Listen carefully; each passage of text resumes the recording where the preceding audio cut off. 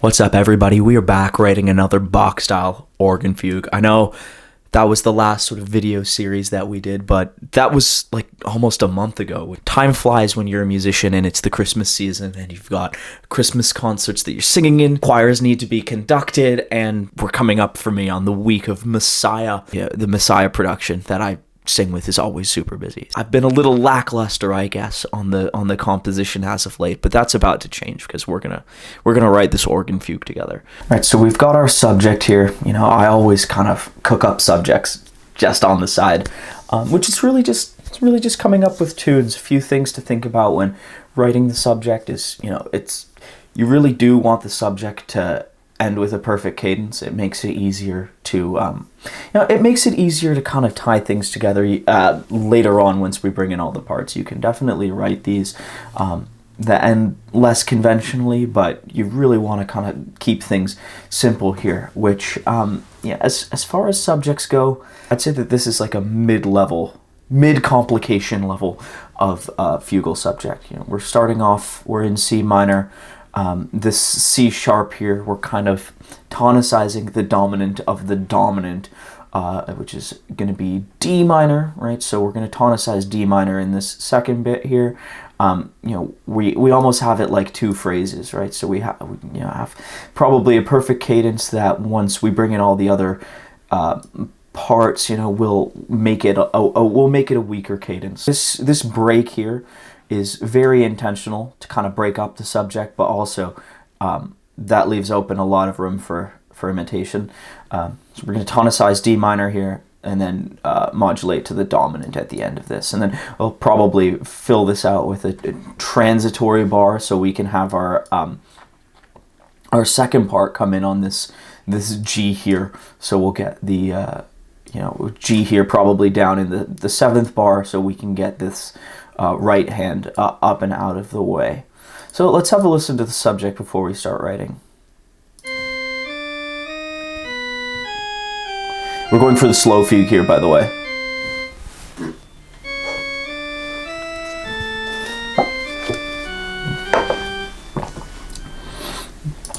Alright, so on its own, fairly vanilla sounding tune, but it's going to be recognizable, and that's kind of what we're going for here, right? Like, we want to have a simple subject that's going to be recognizable and develop it and make it interesting as we go on. We'll transpose him down an octave, down a fifth. All right, so what I've done now is I've taken this subject, transposed it down a fifth to come in the left manual here. You could have written it on the same staff, but this really helps to indicate that it's going to be done by the left hand. All right, so we've got our answer written in here, and I've started doing some work on the counter subject. This is actually probably the trickiest part in this piece, for a reason you might not expect. It's not that it's fugue and counterpoint, right? And people just think it's kind of hard and unapproachable to write this music, which I would disagree with. Counterpoint can be fun and chill. The issue that we could run into here is that, we're doing a slow fugue. If you're writing faster counterpoint, it can just sound impressive, but like also a bit convoluted. I think it's easy to kind of just rely on the fact that you're writing something sort of flashy without developing musical ideas. You can't do that in a slow fugue, though, right? Because you're going to hear every line, which I think is kind of more fun and interesting. Thing that we can't do, we need to balance building momentum, bringing in new musical ideas, but also not giving away too much, right? So, I've started on this. I'm going to play you what I have for the subject here.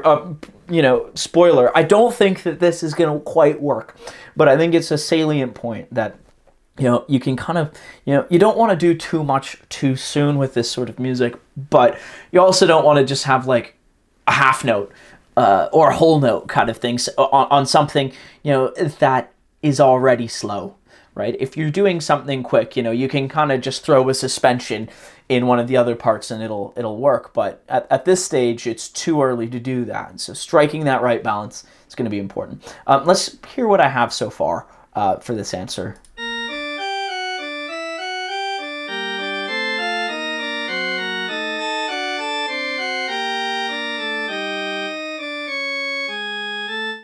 Basically, what we have here in this bar, in bar 7 and bar 8, I would say, we have the texture that I want to get when we have 3 parts, but we've achieved it too soon, and I think that being honest about that at this stage of the process is really important and a good kind of little teachable moment.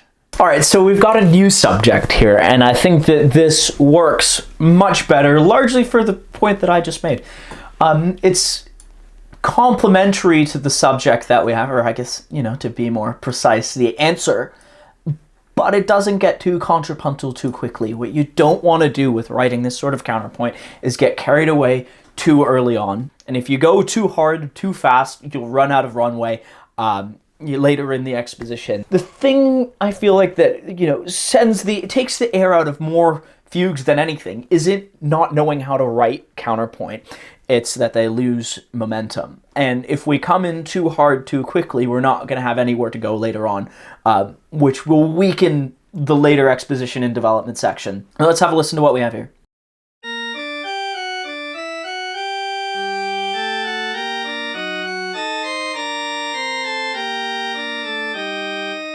We're going to finish the rest of this counter subject here, but I wanted to show what we have so far as a, no pun intended, counterpoint to the first attempt at the subject, at the counter subject that we had.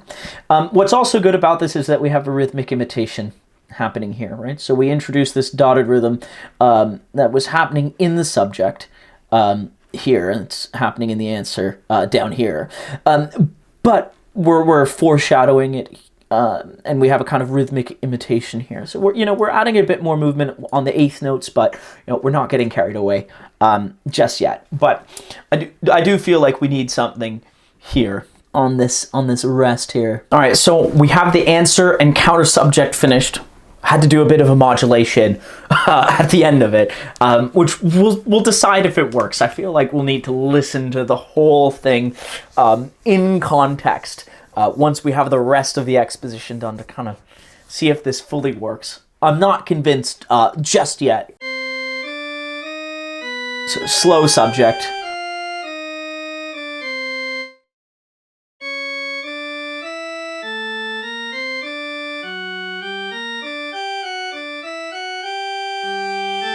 Here's our answer.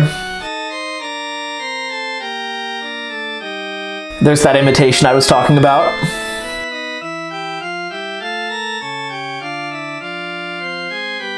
So this bar here, we've got an interesting syncopated thing that, kind of sounds out of left field now, but I actually think that this is a rhythm that we can bring back in the development section and throughout the inner voices of the exposition that will offer a nice contrast to what's going on, what we've got going here in this transitory bar in the left manual.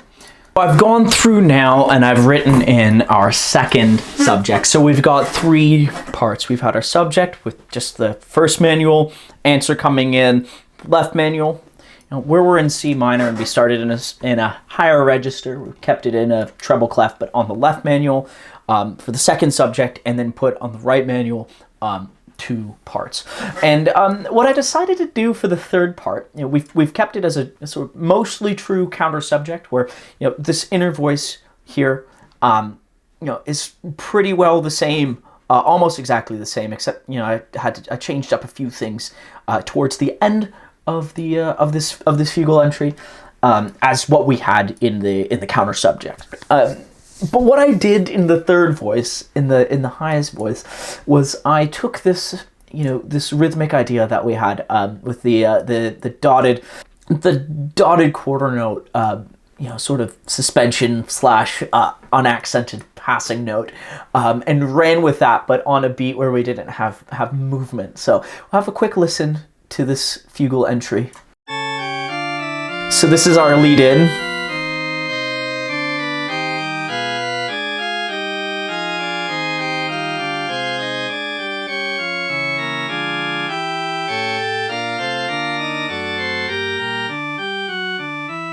And then we'll modulate, or we've modulated, to G minor, and we'll have our subject entrance happen here, and we borrowed the same sort of musical idea for our transition here as we head back over here when we did it the first time. And what I am going to do, though, before I forget, is we're going to shoot him down to bass clef. Most of the action is going to be in our subject and our counter subject, which, to make it kind of a double fugue, we have the counter subject happening in the left manual, which is now in the bass clef as well. So it's further down in the range on the left manual. So it's going to be acting as our third voice. So we have the counter subject in the third voice and the answer doing our fourth fugal entry in the pedal. So really what we're doing here are finding targets of opportunity to just kind of do cool things with the right hand that aren't going to get in the way of these musical ideas. I think it's super easy to just kind of, as I said earlier, get carried away, throw a bunch of stuff out here. That doesn't thematically either tie in or complement what we have going on here. So a good rule of thumb when we're kind of adding in parts, right? When we're adding in our third and fourth voice, or our first and second voice, really, in the right hand, is to look for where we don't have movement, right? So we don't have movement, really. We've got the syncopated thing happening here in the left manual, and then the pedals coming in. But we can do something a bit, a bit more of an arpeggiation or a run, when we've got quarter notes or something like that, like a rest there. So I'll just have a listen. You can see what I mean.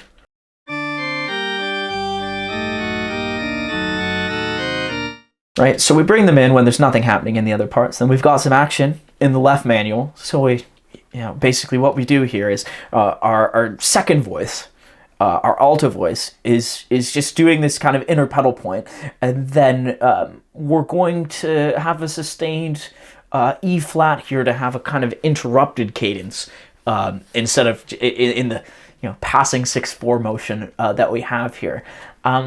Well, no, really, what this acts as is a diminished seventh chord. And instead of treating it like a passing 6/4, we're going to treat it like a diminished seventh chord. And that note there is really going to be kind of upper pedal. So instead of fully resolving this to be a tonic chord, we're going to kind of keep it thinking about this like a diminished seventh chord and really having it feel like a diminished seventh chord for the entirety of this bar. Kind of, I guess it's a bit of a messed up harmonic rhythm, but it sounds good and works. We'll just play what we have again.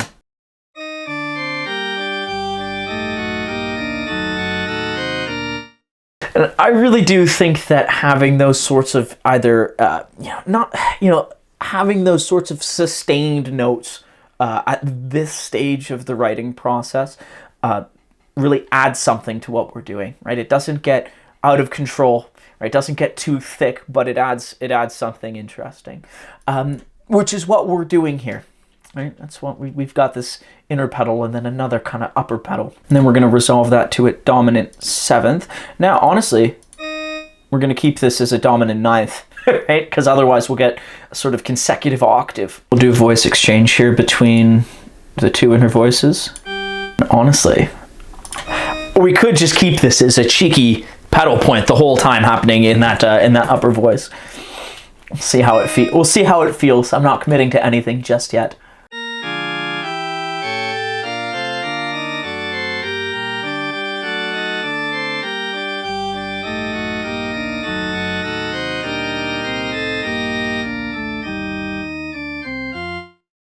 Yeah, that is actually feeling decently good. Oh, and this could be interesting here.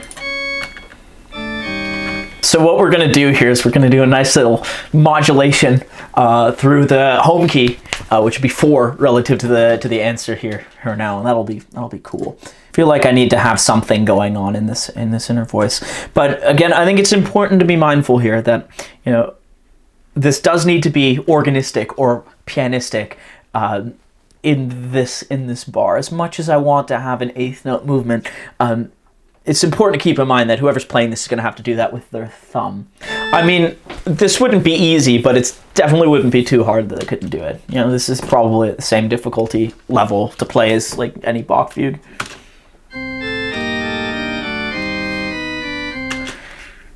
I don't know if I like that. All right, guys, I'm back. It is much later on in the day.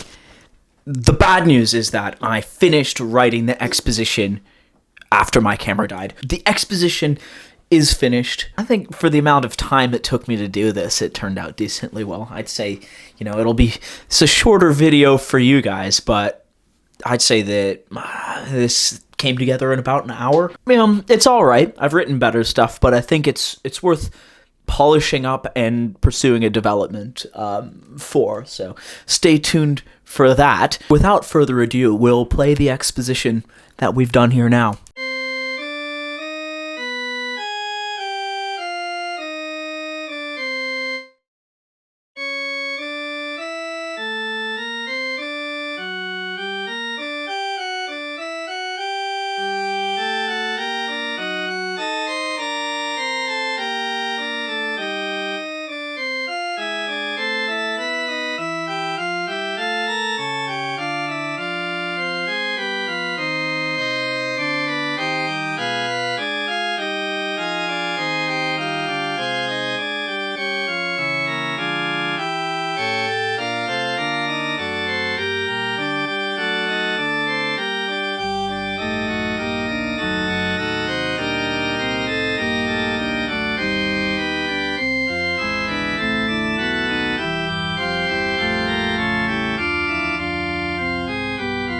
All right, so that was our Fugal Exposition I would say in under an hour. We can call it in under an hour. I hope you enjoyed the piece, enjoyed the discussion, and learned something along the way.